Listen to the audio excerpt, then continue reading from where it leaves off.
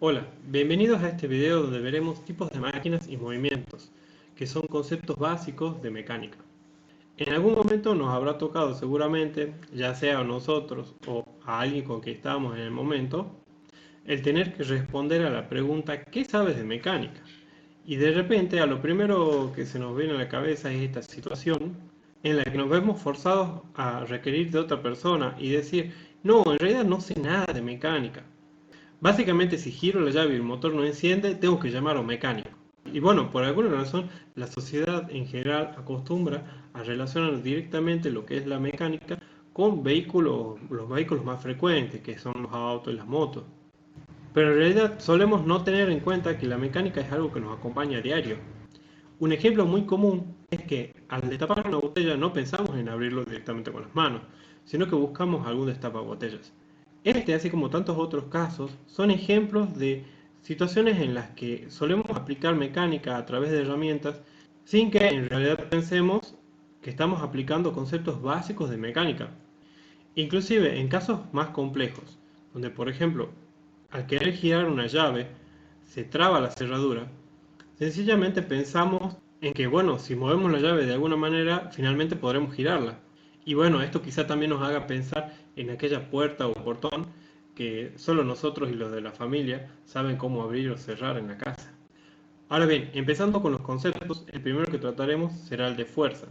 Según la física, podemos encontrar una definición con términos específicos. Pero tengamos en cuenta que en la física, para representar una fuerza, sencillamente se tiene que tener un punto de aplicación donde representaremos el inicio de la fuerza y a partir de aquí será necesario definir tres elementos.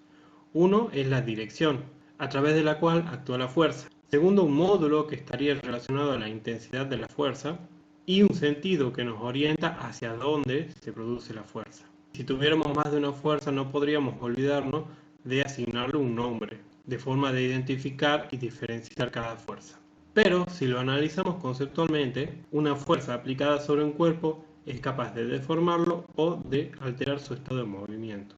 Ahora bien, con respecto a su magnitud o intensidad, esta se puede calcular multiplicando la masa del objeto por la aceleración generada por esa fuerza. Si analizamos el caso particular de la fuerza peso, tengamos en cuenta que el peso es la fuerza con la que es atraído un objeto hacia la Tierra. Es decir, que si tuviéramos el caso de un objeto cualquiera que está sobre la Tierra, la dirección de esta fuerza peso será hacia el centro de la Tierra, al igual que su sentido.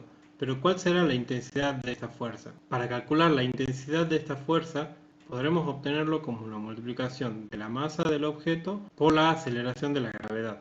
Ahora bien, cabe mencionar que es muy común confundir lo que es el peso con la masa. Esto se debe a que usualmente solemos pesar un objeto para determinar su cantidad, como por ejemplo un kilo de pan, un kilo de tomate, y a su vez en cierta manera relacionamos las cantidades al mencionarlas. Y es donde se esconde la trampa en la típica pregunta, ¿qué pesa más, un kilo de plomo o un kilo de plumas? Y aunque no lo parezca, este acertijo tiene tres niveles de solución. Pero en realidad eso no es algo que trataremos en este video. Retomando los conceptos mecánicos, clasificaremos los tipos de máquinas según sus mecanismos. Tendremos entonces lo que son las máquinas simples, que sencillamente son las que producen un efecto en un único paso. Como ejemplo de esto tenemos las herramientas ya mencionadas anteriormente, donde sencillamente se aplica un principio de palanca. Y aunque parezca tan básico, en eso también se encuentran las rampas, las cuales disminuyen la potencia necesaria para poder mover un objeto. Otro tipo de máquina que tendremos en cuenta serán las máquinas complejas. Estas realizan su trabajo combinando distintos pasos de máquinas simples. Un ejemplo que consta de solo dos etapas es el típico alicate corta uñas, el cual produce su efecto mediante la combinación de dos palancas. Y otro ejemplo con gran cantidad de etapas para producir su efecto sería el de prácticamente cualquier reloj que no sea electrónico. Ahora bien, ¿a qué llamamos mecanismo? En una máquina son elementos que transmiten o transforman las fuerzas desde un elemento motriz hacia un elemento receptor. Por lo tanto, el elemento motriz será el encargado de entregar una fuerza de entrada que a través del mecanismo se transforma en una fuerza de salida, la cual es aplicada para producir un efecto sobre un elemento conducido al final de la etapa. Ahora bien, más adelante, para poder clasificar según los tipos de transformaciones, deberemos tener en claro cuáles son los tipos de movimientos. Esto hace referencia tanto a los elementos motrices así como a los conducidos. Y nos basamos siempre en la trayectoria que describen. Sencillamente los vamos a clasificar en tres tipos de movimientos. Movimiento circular, en el cual la trayectoria forma un círculo. Movimientos lineales, donde la trayectoria forma una línea recta. Y movimientos alternativos, que hace referencia a un movimiento que cumple un ciclo en una cierta trayectoria.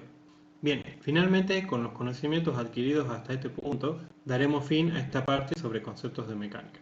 Muchas gracias por su atención.